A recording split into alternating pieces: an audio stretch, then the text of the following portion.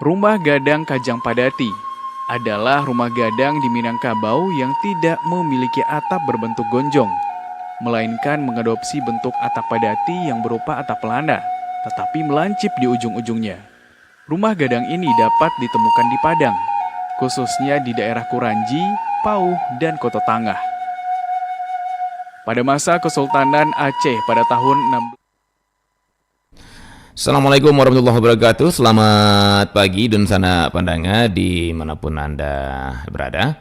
Terima kasih Anda masih di 92,4 MHz ya hingga saat ini, dan coba kita tersambung dulu dengan Ibu Wirda Ningsih ya, yang tadi sudah mencoba tersambung. Halo, Assalamualaikum Bu Wirda.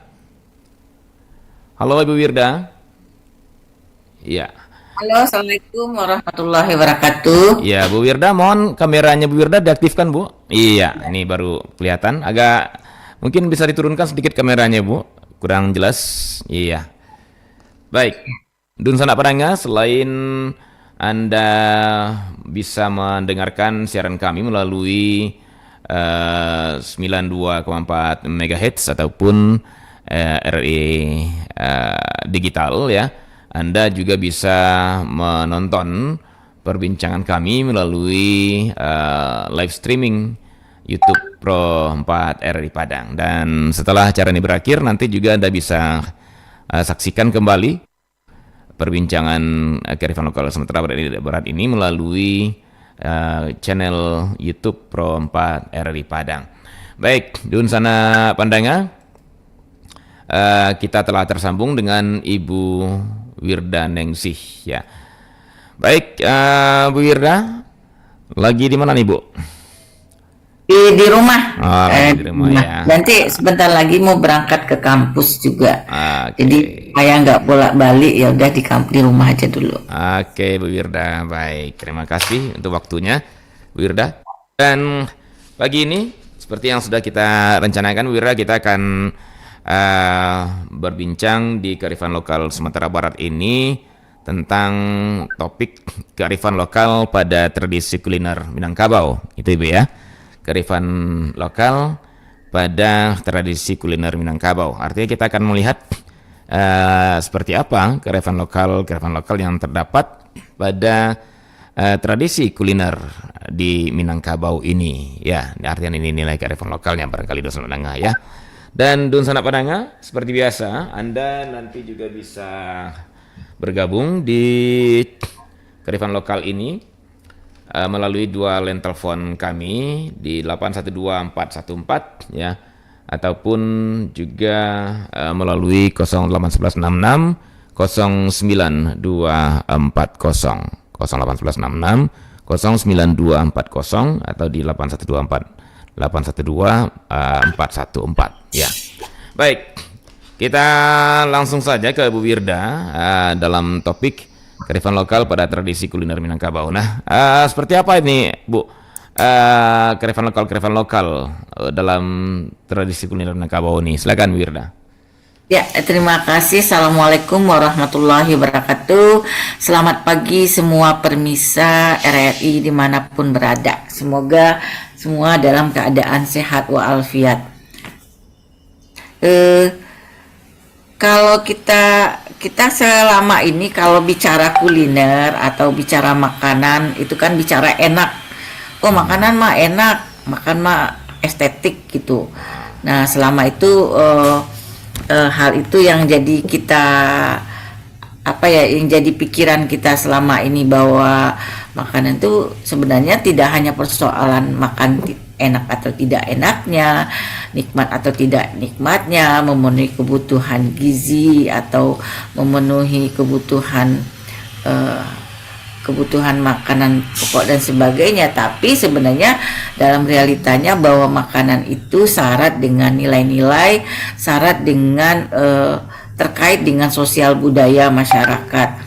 Jadi makanan itu sangat dipengaruhi oleh proses sistem kehidupan masyarakat, terbentuknya mulai dari asal muasal terbentuknya tradisi makanan, kemudian makanan itu disajikan, makanan itu diproses, makanan itu dibuat dan sebagainya, itu sebenarnya kalau dikaitkan dengan kehidupan masyarakat terutama mungkin kalau kaitan dengan masyarakat Indonesia yang kaya dengan budaya, ternyata bahwa makanan itu memiliki nilai dan makna dari kebudayaan tertentu. Artinya makanan itu atau kuliner itu ada makna-makna nilai-nilai intrinsik yang ada di dalam masyarakat. Jadi makanan itu kadang-kadang boleh dikatakan simbol dari sistem budaya masyarakat, atau boleh dikatakan juga makanan itu atau kuliner itu interpretatif dari apa yang menjadi karakter kolektif dari masyarakat setempat gitu. Kalau kita mau melihat ya sebuah karakter kolektif dari masyarakat tertentu, atau melihat apa yang menjadi nilai-nilai hidup mereka, filosofi hidup mereka, maka coba lihat dengan sisi simbolik yang mereka katakan lewat makanan. Nah itu kita akan tahu bahwa masyarakat itu punya filosofi hidup apa, karakter apa, nilai apa. Itu bisa kita dapatkan melalui mengkaji atau mengetahui makna dan apa yang disimbolkan dari makanan itu sendiri. Jadi setiap masyarakat itu di Nusantara atau di Indonesia, setiap makan yang disajikan, setiap makan yang dibuat itu punya makna tersendiri di dalam masyarakat gitu. Jadi contoh saja gitu, kita bisa melihat kenapa itu ada rendang, kenapa ada makanannya lebih kecenderungannya kalau siap rendang, kenapa nih di daerah ini rendangnya rendang siput, dan ini rendang daging, di daerah sana ada rendang seperti rendang ubi atau rendang daun kayu atau rendang daerah lain punya spesifik makanya. Kenapa kok makanan utama di Pariaman itu kepala lawak gitu? Kenapa makanan di masyarakat Kurai Bukit Tinggi itu semacam anyang gitu, daging yang belum masak sebelum anyang, daging yang lebih banyak cabai merahnya, kemudian ada lagi macam-macam lah. Semuanya itu dalam beberapa kajian sepertinya muncul makanan itu tidak lepas dari proses adaptasi dengan lingkungan, apa lingkungan fisik atau lingkungan sosial budaya gitu. Jadi munculnya makanan itu karena ada sumber daya alam, sumber daya manusia, sumber daya lingkungan fisik, dan nilai-nilai yang dimiliki oleh masyarakat. Artinya kalau determinan lingkungan, proses adaptasi manusia terhadap lingkungan, maka muncullah makanan itu. Misalnya, kenapa misalnya muncul misalnya rendang daun yang ada di masyarakat di Payakumbuh gitu? Karena dia kehidupannya sangat hutan, daun-daunan itu sangat banyak, dan kebutuhan mereka sangat tinggi, lalu mereka tidak harus makan dengan daging karena ada sebuah nilai juga di dalam masyarakat mereka, misalnya karena mereka harus ibadah waktu itu basulua ya, sehingga mereka tidak makan daging, lalu tapi mereka perlu kebutuhan makan, lalu mereka beradaptasi fisiknya apa, banyak berdaun-daunan, sehingga muncul di situ rendang daun gitu. Nah situ jadi timbulnya makanan itu tidak lepas dari proses adaptasi dengan lingkungan fisiknya, tapi juga proses karena ada kondisi sosial budaya dari masyarakat setempat. Nah, ketika kita ingin mengetahui, maka kalau kita ingin tahu sebuah karakter, sebuah sifat kolektif dari masyarakat, nilai-nilai hidup, filosofinya bisa dilihat dari simbol makanan yang mereka asumsi dan mereka proses masak gitu. Nah, jadi ketika kita mengkaji lagi, ternyata makanan itu dikaitkan dengan makanan Minangkabau, ternyata proses mereka itu, proses makan, proses menyajikan itu ada, boleh dikatakan sebuah kearifan mereka gitu di dalam menghadapi hidup gitu. Sebuah adaptasi sosial mereka dalam kehidupan. Jadi maka dalam usaha mereka mempertahankan hidup, dalam usaha mereka menjaga nilai, dalam usaha mereka menjaga keselarasan, maka makanan itu menjadi sebuah adaptasi terhadap kondisi realita yang ada itu. Nah itu ya kalau kita kaji kenapa makanan itu dari sudut sosial budaya masyarakat. Kalau sudut gizi dia akan lihat bagaimana gizi makanan gitu. Kalau sudut orang kenikmatan makan dia akan melihat dari sudut nikmat tidak enaknya makanan. Kemudian ada lagi orang melihat dari sudut gaya hidup juga ada gitu, style kehidupan gitu, mungkin dari sosiologisnya. Tapi ada lagi dari segi kearifan lokal atau segi kebudayaan bahwa makanan itu tidak hanya soal itu yang dilihat, ada aspek sosial budaya dari soal makanan itu ada, sehingganya kita melihat timbul tradisi-tradisi makanan itu menjadi sebuah kearifan masyarakat. Nah kita juga contoh misalnya ketika Malamang gitu, Malamang itu kan misalnya sesuatu yang sangat sudah tradisi di masyarakat Pariaman. Ada apa dengan Malamang itu dulunya gitu kan. Nah Malamang itu kan dari kisah Syekh Burhanuddin gitu kan, masyarakat kan waktu itu kan makan tikus, makan binatang yang kalau dalam Islam itu kurang tidak tepat dalam kehidupan sehari-hari. Lalu dilakukanlah konstruksi kehidupan budaya bagi Syekh Burhanuddin untuk membuat makanan yang supaya masyarakat tidak enggan ke makanan yang seperti yang dianggap haram di dalam hukum Islam. Maka dibuatlah makanannya enak, lamang, ada santan, ada pulut, dan itu dibakar dengan rasa yang baunya enak, wangi. Lalu diajak lama makan lama. Jadi akhirnya masyarakat pun berkumpul-kumpul, lama-lama itu menjadi tradisi dan tradisi di masyarakat dan terus dan menjadi nilai. Ada nilai-nilai tertentu karena di dalam Malamang itu untuk menghormati orang dikasih makanan baik gitu, untuk menjaga silaturahmi lalu dikasih lamang. Jadi sehingganya itu menjadi kehidupan peradaban masyarakat, sehingga lama-lama menjadi tradisi yang lama-lama bahwa kita mendapatkan dari lamang itu ada sebuah interpretatif nilai dari masyarakat yang mereka anut. Jadi ketika melamang masyarakat kalau hajatan lalu berbagi, Maulid Nabi dibagi, kemudian ada lagi sumbang menyumbang dengan acara Maulid Nabi. Jadi banyak hal nuansa-nuansa sosial, hubungan sosial yang sangat terdapat di dalam nuansa lamang itu, sehingga masyarakat menjadikan itu identitasnya dan kebudayaan, dan itu dipertahankan kemudian diajarkan ke generasi berikutnya, kemudian dianggap itu menjadi identitas dan akhirnya itu menjadi kebudayaan masyarakat Pariaman. Kalau Malamang itu yang hari ini sampai hidup, kemudian tambah lagi karena itu menuansanya baik, orang sudah menggalakkan wisata budaya juga, akhirnya itu dikembangkan menjadi wisata budaya dan menarik menjadi wisata. Jadi soal kuliner menjadi sebuah kearifan lokal masyarakat ini memang penuh makna dan fenomenal kehidupan gitu. Iya, baik.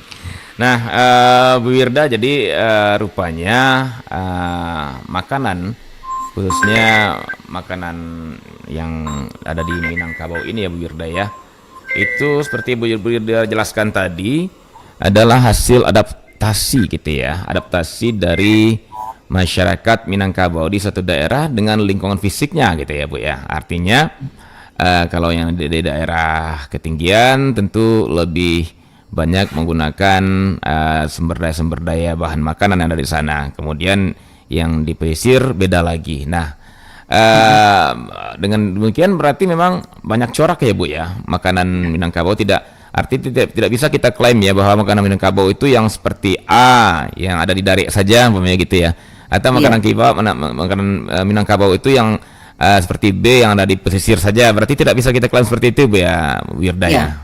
Sangat spesifik dan unik. Baik, unik. Nah Bu, ini menariknya begini Bu Wirda. Tapi sebelumnya saya ingatkan nih pendengar di manapun Anda berada, silahkan bagi Anda yang ingin berpartisipasi melalui dua line telepon kita 812414 ataupun di 08166092240 ya. Topik kita adalah kearifan lokal pada tradisi kuliner Minangkabau. Nah Bu Wirda, kalau kita perhatikan Bu, bahwa makanan Minangkabau ini lahir bukan begitu saja, tapi lewat sebuah kearifan di mana mereka mencoba memanfaatkan kemampuan mereka, memanfaatkan potensi-potensi lingkungan fisik mereka, mengolah itu jadi sebuah makanan, baik itu yang berupa tumbuh-tumbuhan, berupa hewani gitu ya Bu ya.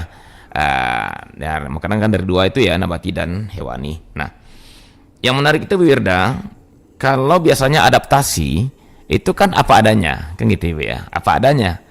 Nah, tapi fakta membuktikan hari ini salah satu makanan Minangkabau sudah menjadi makanan terlezat di dunia, versi CNN itu rendang. Kemudian juga kalau nggak salah minumannya seperti apa ya, Teh Talua itu juga sudah diakui. Nah, masuk minuman lezat gitu ya. Dan bahkan hampir semua orang ya, hampir ini Bu ya, hampir siapapun datang ke Sumatera Barat ini, ke Minangkabau ini, orang luar Minangkabau maksudnya, itu tetap menyatakan bahwa makanan Minangkabau itu semuanya delicious gitu ya. Hampir rata semuanya lezat dan cocok di lidah mereka gitu ya, artinya enak gitu lah. Nah, ini kan berarti bukan apa adanya gitu ya Bu ya. Artinya ketika nenek moyang kita dulu meramu makanan itu, berarti bukan apa yang ketemu langsung dibikin ya. Kalau seperti itu ya mungkin rasanya tak berantah gitu ya. Nah, artinya apakah juga ada ini kemampuan katakanlah kemampuan mengolah makanan ini sehingga menjadi sebuah makanan yang disukai hampir semua orang. Ya, artinya tidak ada apa adanya gitu saja gitu Bu Wirda ya. Tapi memang sudah, atau memang nilai-nilai skill memasak itu sudah ada di dalam diri orang Minangkabau dari dulunya. Seperti apa itu Bu Wirda sesungguhnya? Iya. Oh, terima kasih Pak Dit. Jadi awalnya kan misalnya makanan itu karena proses adaptasi dengan lingkungan, apa sumber daya alam yang ada di dalam masyarakat. Kemudian proses adaptasi dengan lingkungan, kebutuhan dari manusia itu sendiri. Yeah. Jadi kebutuhan manusia itu sendiri, contoh misalnya kan atau realitas sosial dari masyarakat itu sendiri munculnya. Misalnya saja cerita orang rendang itu adalah awalnya kan memotong kerbau gitu. Nah, lalu diadakan Batagak Penghulu misalnya. Lalu banyaklah makanan daging itu. Lalu bagaimana daging yang banyak? Lalu diawetkan, dijadikan makanan ini, dipikirkan bagaimana makanan ini menjadi awet. Nah, kemudian ada lagi misalnya karena ada yang pergi jauh gitu, merantau gitu. Karena ada yang ingin merantau, makan ini perlu makanannya lama. Lalu dipikirkan bagaimana makanan ini tahan lama gitu, sehingganya muncul rendang. Jadi selain adaptasi dengan apa adanya terhadap lingkungan, kemudian adaptasi dengan realitas sosial dari masyarakat tempat, tapi juga karena ada proses belajar yang panjang oleh manusia itu. Jadi dia belajar karena ini ada otak yang berpikir dari manusia itu. Kenapa kok harus dipikirkan? Ini makanan mau dibawa lama gitu. Mau dibawa lama, lalu dibikin dalam makanan yang dicari yang lama. Kemudian bagaimana rasa ini lebih enak gitu. Lalu dipikirkan terus. Jadi makanan terlezat itu karena proses belajar orang Minangkabau yang sudah panjang terhadap sebuah enaknya makanan. Jadi kan namanya membumbu ya, mungkin di satu bumbunya jahe saja, besok ditambah lengkuas, besoknya ditambah bawang putih, besok ditambah ini. Kayaknya setiap masak ada setiap temuan dari tumbuh-tumbuhan itu mereka coba. Jadi coba dan mencoba. Proses belajar manusia itu, pengalaman hidup dari manusia Minangkabau itulah yang salah satu menyebabkan makanan itu menjadi lezat. Dan kalau kita tidak hanya rendang yang makanan lezat, itiak ladu hijau itu sangat enak. Kemarin Bu Ida pernah membawa orang Thailand gitu, orang Thailand dalam sebuah pertemuan seminar internasional. Setelah itu kan kami jalan. Nah, katanya delicious yang itu makanan tidak hanya rendang katanya. Ternyata makanan orang Minangkabau ini juga itiak ladu hijau mudo, tapi juga nasi gorengnya sampai ada nyanyi nasi goreng Padang, makanan Padang. Jadi kan itu kan bagian ungkapan dari sebuah rasa estetik akan lezatnya masakan yang dibuat oleh suku bangsa Minangkabau yang sebenarnya itu hasil dari belajar dan pengalaman hidup dari orang Minangkabau dalam mengolah makanan. Memang sangat kaya soal makanan itu sendiri. Iya, baik Bu Wirda. Baik, saudara pendengar, kembali kami undang Anda bagi yang ingin bergabung di dua line telepon kita 0751 8124414 atau di 081166 09240 dalam topik kearifan lokal pada tradisi kuliner Minangkabau.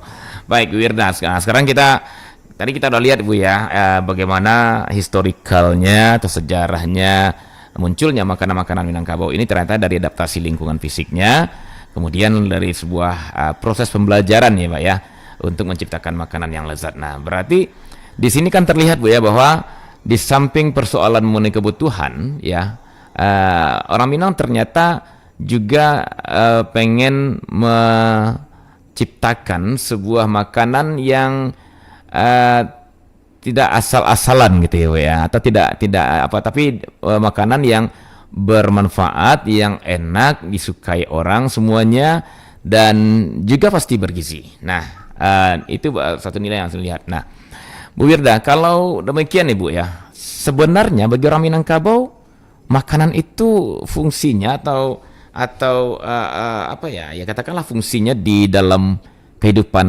bermasyarakat, berbudaya itu sesungguhnya apakah juga mempunyai peran atau tempat tertentu Bu Wirda, selain hanya untuk memenuhi kebutuhan pokok dalam kehidupan sehari-hari saja Bu Wirda? Apakah demikian akhirnya? Jadi bagi orang Minangkabau fungsi makanan tidak hanya untuk kebutuhan pokok, tapi adalah fungsi sosial budaya. Setiap makanan yang dibuat itu punya makna tersendiri.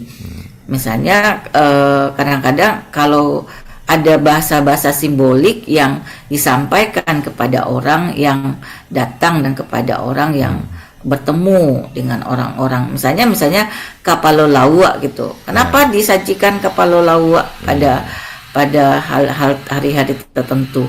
Nah, ketika kita berdiskusi, kita berdialog dan observasi dengan masyarakat, ditemukan kapalo lawak itu adalah bagian dari penghormatan misalnya ke calon minantu atau sumando yang akan datang ke rumah kita. Nah, lalu disediakanlah kapalo lawak yang berarti itu adalah sebuah interaksi yang menggambarkan sebuah pola penghormatan kepada tamu yang datang gitu. Memberikan kapalo lawak itu ada simbol yang disampaikan. Banyak lagi penelitian-penelitian menunjukkan bahwa setiap makanan itu memiliki simbol. Nah, setiap daerah itu ada makanan utamanya, terutama kalau hari ini kan orang makan utama itu kan rendang. Rendang itu disimbolkan sebagai bahwa kita punya filosofi hidup, bahwa pengambilan keputusan itu kolektif, bahwa keputusan itu nggak bisa satu tonggak, ada beberapa pilar di dalam mengambil keputusan. Ada Nini Mama, ada Cedi Pandai, dan alim ulama dan punduk kanduang dan masyarakat banyak di dalam proses pengambilan keputusan. Setiap perhelatan, setiap hajatan itu harus menjadi tanggung jawab bersama, harus gotong royong, harus kerjasama untuk melakukan. Nah, itu maka randang yang disajikan sebagai makan utama itu sebagai filosofi atau simbolik atas nilai-nilai filosofi dari kehidupan orang Minangkabau. Jadi orang Minangkabau itu sangat kuat dengan simbol-simbol yang artinya perlu dipahami dan diinterpretatifkan oleh masyarakat yang ikut dalam perhelatan itu sendiri. Nah, itu sebenarnya bagi orang Minangkabau. Jadi ada fungsi sosial budayanya.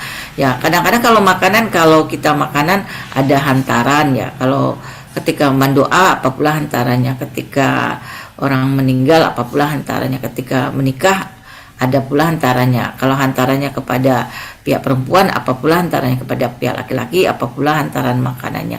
Semua itu punya makna tersendiri atas makanan itu sendiri terhadap orang-orang yang berinteraksi gitu. Baik, dosen pendengar, tadi kami dengar ya suara dengan telepon. Oke. Sepertinya ada yang ingin bergabung Bu Wirda, kita coba terima Ibu ya. Di 812414. Ya, halo, assalamualaikum. Waalaikumsalam sih Bu. Iya Bu Mel. Ya, silakan Bu Mel. Ya. Tadi saya mendengar penjelasan daripada Ibu Wirda mengenai kuliner budaya Minangkabau. Di sini saya dengar ya kalau skopnya Nusantara itu sudah meluas, tapi kita kepada lokal saja atau Minangkabau. masalah rendang tadi nyambung masalah payakumbuh. Kalau rendang payakumbuh itu Bu Wir, sayur-sayurannya itu daun durian. Dimasukkan dalam rendang itu semakin dihaluskan di kayu tungku, semakin harum, semakin enak dia. Kalau di kotonan godang itu isiak lado hijau. Jadi masing-masingnya berbeda pasifiknya ya Bu ya. Kalau di 7 itu pangit pisang. Ada orang yang pandai membuat itu ya. Kalau Bukit Tinggi itu sambalnya yang apalagi ini kapau. Ini kita lihat masing-masingnya. Jadi kalau rendang daun suryanis ada sejak zaman penjajahan. Karena ada di daerah Tirsodir. Saya ngajar daerah Tirsodir Bu ya. Nah itu. Jadi kalau di tanah Kuranji ini saya lihat kalau mulai itu laman tapai. Kue bainai. Kalau kami Arai Pinang namanya. Kue bainai. Nah, jadi masing-masing daerah itu berbeda. Jadi saya tanya di sini, kapan ini atau bila kuliner rendang ini popularitas menjadi nasional? Karena saya ke Jakarta penataran rumah makan Padang pasti ada rendang. Nah, popularitasnya itu rendang. Dan kemudian daerah makan ringannya lapek bugi. Kue haji ini banyak payakumbuh. Ya, kalau di tanah Padang ini saya lihat nih lapek bugi. Ini kapan dikenal oleh masyarakat? Apakah masa dulu atau masa sekarang aja? Mohon penjelasan dari Bu yang lebih akurat gitu. Assalamualaikum warahmatullahi wabarakatuh. Waalaikumsalam warahmatullahi wabarakatuh. Terima kasih banyak Bu Mel yang ada di Belimbing. Silakan Bu Wirda. Iya, setiap makanan itu kan ada proses adaptasi dengan lingkungan fisik atau lingkungan sosial budaya, interaksi dengan masyarakat yang semuanya, sehingganya kalau kenapa ada di Agam nasi kapau, kemudian ada di payakumbuh ada rendang pakai daun surian, semuanya kan semua proses belajar dan adaptasi dari masyarakat setempat dalam membuat proses makanan. Betul itu Ibu. Kemudian kalau Ibu tanya lapek bugi, ya ini yang perlu digali dulu, ada kenapa namanya sampai lapek bugi gitu. Mungkin ada Bu Wir belum melakukan sebuah penelitian juga tentang lapek bugi. Yang ada penelitian sih baru rendang daun, rendang ya, yang karena ini karena kewajiban atau tanggung jawab terhadap untuk mengajukan rendang sebagai UNESCO kan. Nah, tapi kalau lapek bugi boleh juga kita dalami. Misalnya mungkin ini bugi berkaitan dengan suku Bugis. Karena memang kalau lihat sejarahnya kita punya kontak orang-orang suku Bugis antara Minangkabau dengan orang Bugis. Nah, itu mungkin salah satu kenapa timbulnya namanya lapek bugi. Tapi Bu Wir belum mencari bagaimana penelitian yang terkait dengan lapek bugi ini. Tapi Bu Wir mengasumsikan kemungkinan lapek bugi ini terkait dengan proses interaksi dan dunia perdagangan antara orang Bugis dan orang Minangkabau. Karena memang kan kalau soal dunia perdagangan kan Bugis itu kan Bugis daerah yang termasuk orang merantau juga, artinya kemudian Indonesia atau Sumatera Barat atau Minangkabau juga daerah pelabuhan yang disinggahi oleh orang-orang dari berbagai suku bangsa dan berbagai ras. Nah, jadi itu menimbulkan sebuah akulturasi kuliner ya, akulturasi kuliner antara orang-orang yang pernah berintegrasi dalam berbagai beda suku bangsa gitu. Maka kemungkinan besar muncullah lapek bugih itu sendiri. Makasih. Baik, terima kasih ya Bu Wir. Bu Wir contohkan juga banyak sih akulturasi daripada, mohon maaf Pak Tuan supaya jangan lupa, ada lagi proses interaksi akulturasi makanan yang dilakukan oleh orang Nias. Misalnya orang Nias dulu dia nyebutkan ada ayam bule. Ayam bule itu karena proses akulturasi karena dia beradaptasi dengan orang Minangkabau, karena dia dulunya kecenderungan untuk menyajikan makanan itu dalam bentuk babi, karena proses berinteraksi dengan orang Minangkabau, menghargai dari orang Minangkabau, lalu dibuat lagi suatu alternatif makanan namanya ayam bule sebagai penghargaan kepada tamu yang datang. Nah, seperti itu Bu. Nah, jadi proses makanannya itu sangat spesifik soal adaptasi dengan lingkungan dan adaptasi sosial budaya. Nah, dikaitkan dengan Lape Bugih, mungkin itu juga proses dunia perdagangan antara orang Minangkabau dan orang Bugis. Makasih Pak Hat. Iya, baik Bu Wirda dan Bu Mel di Blimbing, itu jawaban dari Bu Wirda. Baik Bu Wirda, kita lanjut perbincang kita Bu. Nah, sekarang saya ingin masuk ke persoalan hubungan antara kuliner Minangkabau ini dengan kebudayaan Minangkabau itu sendiri. Nah, seperti kita ketahui tadi Bu, bahwa makanan Minangkabau itu ternyata dari nenek moyang kita diusahakan supaya enak gitu ya, enak ya, dan tidak asal begitu saja, dengan memanfaatkan segala potensi lokal yang ada, berupa menjadi bumbu-bumbu bagi makanan itu sendiri. Nah, saya pernah dengar Bu, apakah ini benar? Saya ingin kolaborasi dan konfirmasi juga, bahwa kenapa orang Minang berusaha menciptakan makanan yang lezat, ya, dengan pembelajaran yang Bu Wirda bilang tadi, barangkali karena orang Minang itu selalu setiap tamu yang datang, dia akan merasa tidak nyaman, akan merasa tidak enak hati, bahkan akan merasa tidak memuliakan kalau dia tidak menjamu tamu itu dengan makanan, gitu loh Bu. Dengan atau menjamu tamu itu dengan sesuatu yang terbaik. Nah, gitu. Jadi kalau dia datang, dia harus disajikan makanan yang terbaik, yang enak. Nah, sehingga pada akhirnya orang Minang berusaha mencari makanan-makanan, mengolahnya untuk enak dan supaya selalu enak, agar tamu-tamu yang datang itu merasa dihargai, merasa dimuliakan. Nah, kemudian tadi itu terbukti dari rendang umpamanya. Kemudian juga Bu Wirda sudah mengungkapkan juga tadi kalau rendang juga ada persoalan bagaimana makanan yang tahan lama karena akan dipakai dalam perjalanan ke perantauan. Saya juga pernah dengar. Sambung itu Pak Hat. Ya. Sambung lagi Pak Hat. Ya. Kalau kaitan dengan randang, prinsip orang Minangkabau itu kan ada satu, bahwa dia bisa memenuhi kebutuhan hari ini, kebutuhan akan datang, dan memikirkan orang lain gitu.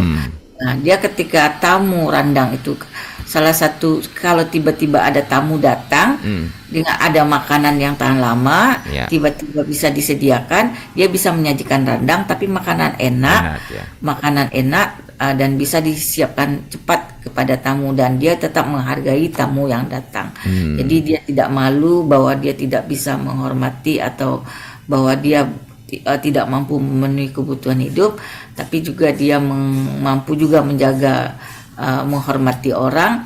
Kemudian ada sikap, ya artinya sudah menjadi ciri orang Minangkabau tuh tidak berpikir hari ini tapi juga berpikir akan datang, tapi juga berpikir untuk orang lain.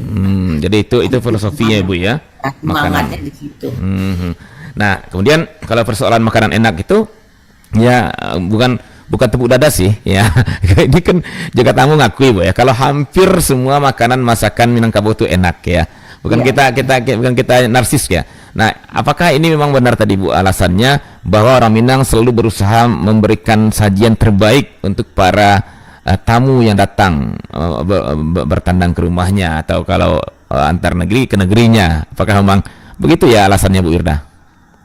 Iya, artinya sudah menjadi sebuah kebudayaan Bu, bahwa menghargai tamu itu dengan makanan. Apakah demikian Bu? Filosofi hidup orang Minangkabau kan memang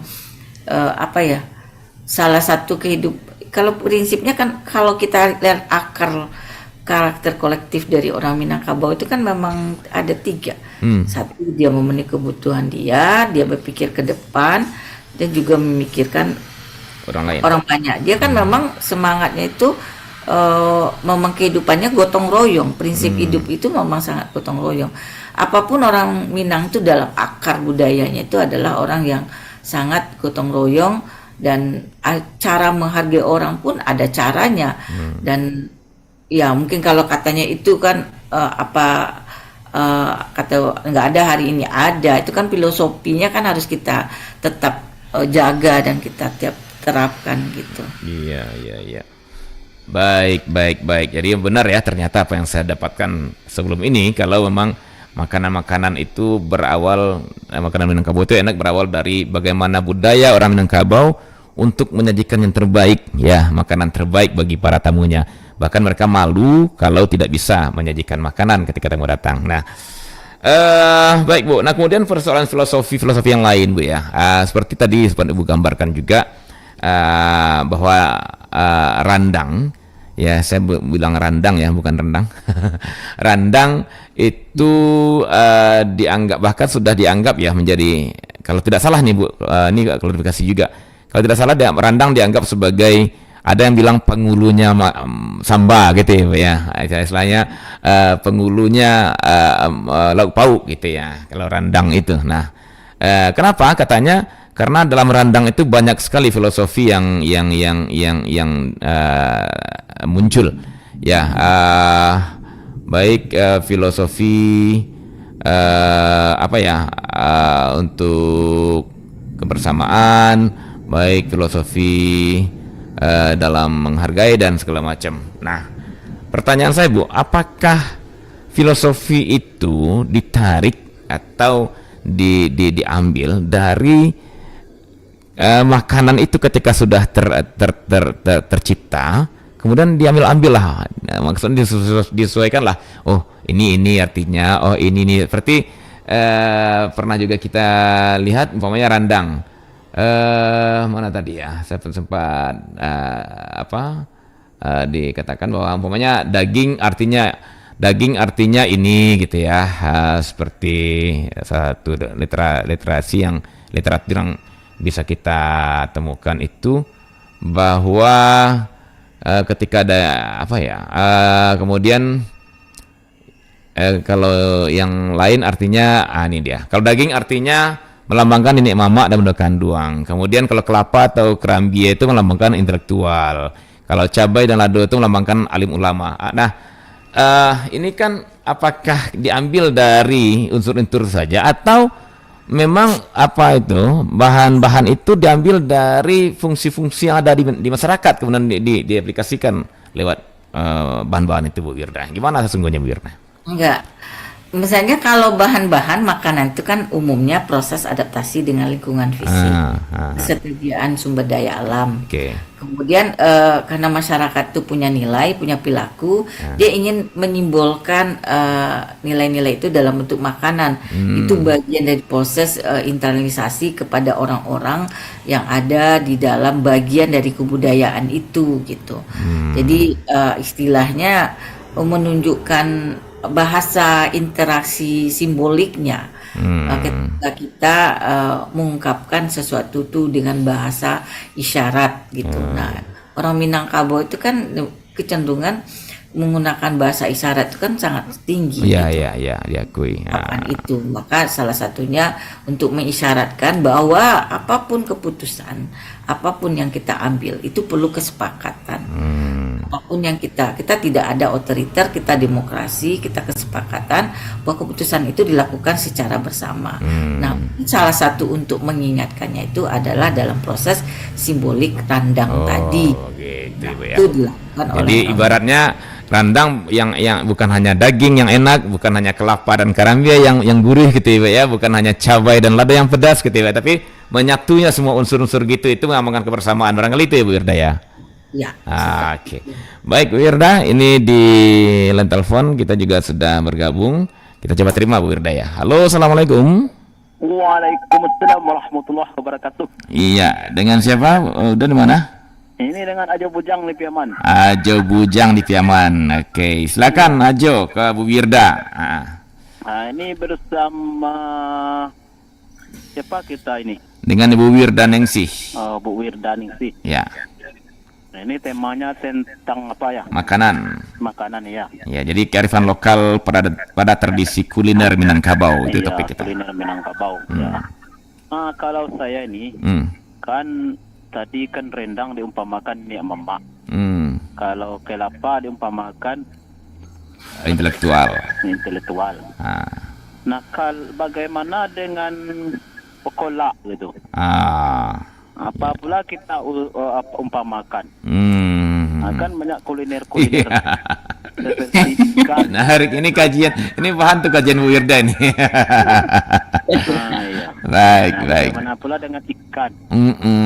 Iya. Pula kita makan apa dengan masyarakat. Mana pula dengan cilu tapai gitu ya. Iya.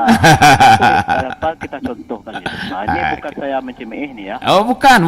Ini kan kita diskusi. Iya, diskusi. Ya. Kan kalau masyarakat ini kita umpamakan apa? Iya. Apakah cindo tapai umpama rakyat atau umpama budo kanduang gitu. Oke, baik. Ini mohon penjelasan dari Bu Wirda. Baik. Ya, terima kasih Mas Adit. Terima kasih Raja Bujang.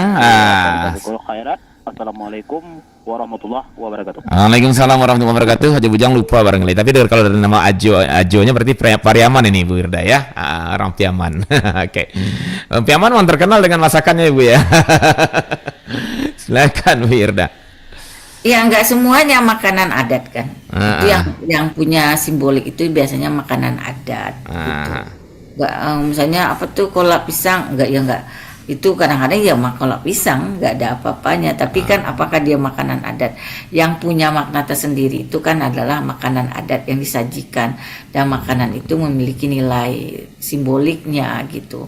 Kenapa kalau diutamakan kepala lauk? Kenapa kok diutamakan randang? Nah itu kan makanan adat. Tapi kalau makan kesehari-harian itu lebih cenderung apa yang enak dan tidak enak, apa yang menjadi kebutuhan masyarakat sehari-hari. Itu yang kita kaji sekarang adalah makanan adat yang sebenarnya memiliki simbolik terhadap apa yang menjadi sosial budaya masyarakat setempat. Nah kalau dikaitkan bahwa tradisi-tradisi makanan itu terkait dengan kearifan lokal, ya kita nggak kefokus ke randang aja. Kita coba lihat juga bahwa tradisi makan orang Minangkabau itu kan ada tradisi makan bajamba gitu kan, ada tradisi makan ke sawah gitu, nasi kaboka gitu. Nah kalau kita lihat nasi kaboka itu kan sebuah peradaban manusia, bahwa peradaban manusia yang menyiapkan makanan untuk pergi ke sawah, dan itu menjadi sebuah yang enak. Dan malah sekarang tuh nasi kaboka itu dijadikan wisata budaya kuliner. Baik. Nah, kita masuk ke sana, Bu. Kalau umpamanya kata Ibu udah ada makan wajamba, kemudian nasi kaboka, makan tengah sawah. Apakah ini berawal dari nilai-nilai yang ada di masyarakat Minangkabau kala itu, atau ini karena sebuah keadaan saja gitu loh, Bu? Ya. Artinya karena sebuah keadaan kondisi masyarakat terciptalah sistem makan seperti itu gitu ya. Ataukah memang disengaja? Nah ini maksudnya yang ingin kita cari itu, ini disengajakah munculnya tradisi-tradisi makan seperti itu, atau kebetulan karena keadaan di kala itu? Gimana Bu Wirda? Ya, tergantung realitas sosialnya. Yang dikata Pak D itu bisa memang karena ada konstruksi sosial masyarakat setempat, tapi ada juga berdasarkan ada realitas yang membuat masyarakat melakukan tindakan itu. Contoh ketika penelitian Bu di randang daun di daerah 50 kota. Awalnya kan mereka menyimpulkan kenapa bikin randang daun, karena mereka bilang kala itu randang itu dibikin karena memang saat paceklik kita daging nggak mahal, kemudian kalau ayam sayang untuk dipotong karena itu menyambung hidup, maka kita ingin juga makan enak, makanan yang lezat gitu, maka diolahlah daun-daun yang ada di sekitar yang murah meriah dengan makanan yang ada, sehingga terjadilah makanan randang daun. Nah itu munculnya jadi soal situasi yang membuat mereka tidak bisa membeli makanan daging yang mahal, sehingganya mereka membuat makanan randang daun yang murah meriah sehingga bisa menikmati makanan. Nah, temuan itu juga pernah didapat bahwa munculnya proses makanan itu nggak lepas dari kondisi sosial dari masyarakat setempat, sehingga dia menciptakan makanan seperti itu gitu. Jadi sebenarnya makanan itu muncul karena adaptasi dengan lingkungan fisik, karena ada sebuah mencari alternatif terhadap persoalan masyarakat yang ada, maka dibuat makanan. Tapi kemudian juga makanan itu dibuat karena ada untuk menyimbolkan nilai-nilai dari masyarakat yang menganut sebuah nilai atau filosofi seperti kenapa harus diadakan pada makanan adat, karena ingin menyimbolkan bahwa ini loh nilai-nilai kita, nilai-nilai hidup kita yang harus kita pegang sebagai tindakan dalam berperilaku gitu. Nah, jadi sangat fenomenalnya banyak sekali terhadap makanan ini, termasuk mereka juga apakah menjadikan makanan ini identitas dan tidak identitas, itu juga suatu hal yang menarik dikaji. Bu Wir pernah juga mengkaji, melihat bahwa kalau makanan sudah itu dianggap menjadi identitas, itu harus sangat dihargai sekali. Pernah waktu itu kan Bu Wir penelitian dalam sebuah, jadi setiap perhelatan itu yang dibikin itu adalah makanan rendang itu dimasak, kemudian dibagi ke orang banyak, siapapun tamu yang datang harus diberi makanan itu sebaik-baiknya gitu, berbagi, bergotong royong. Nah, ada pada satu terjadi perubahan ketika perhelatan itu, si panitia mengganti dari randang ke ikan gitu. Nah, diganti dengan ikan, masyarakat tuh menganggap, masyarakat bergolak gitu, menjadi heboh, menjadi pergunjingan. Panitia disalahkan, kenapa harus ditukar randang dengan ikan?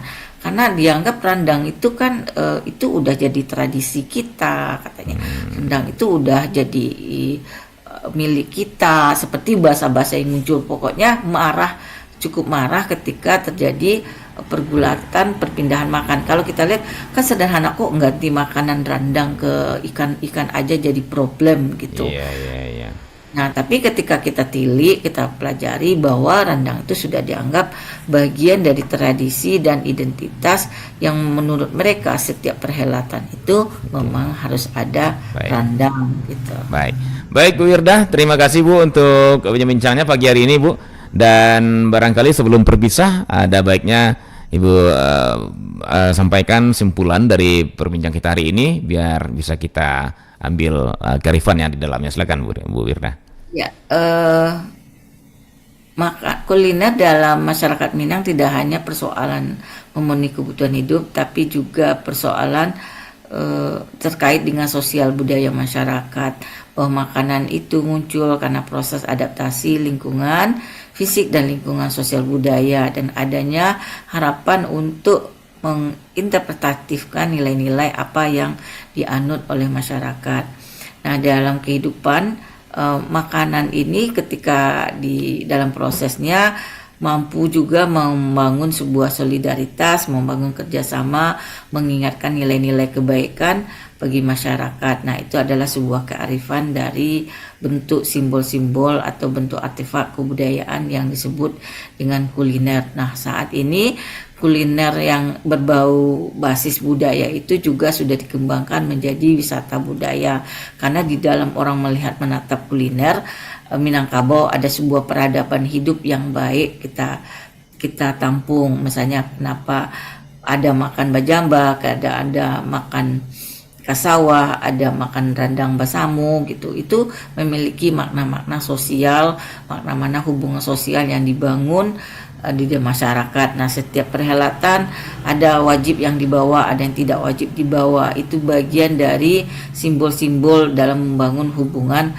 sosial antara orang-orang yang dalam satu kebudayaan namanya kebudayaan Minangkabau. Itu Pak. Terima kasih. Baik, Bu Wirdah, terima kasih untuk penjelasannya, dan pendengar juga terima kasih untuk Anda yang sudah bergabung di telepon. Ada Bu Wir dan ada Bu Mel dan juga ada Aja Bujang, dan juga untuk Anda yang mendengarkan dan menyaksikan perbincangan kami melalui live streaming dan nanti juga menonton melalui channel YouTube kami. Sekali lagi terima kasih dan mohon maaf atas kekurangan. Sampai jumpa di kearifan lokal berikutnya ya. Dan Wirdah, assalamualaikum Wirdah. Waalaikumsalam warahmatullahi wabarakatuh. Baik, mendengar sampai di sini acara kearifan lokal Sumatera Barat, dan sampai jumpa di kearifan lokal berikutnya. Assalamualaikum warahmatullahi wabarakatuh. Pro 4 RRI Padang, Suara Budaya Sumatera Barat.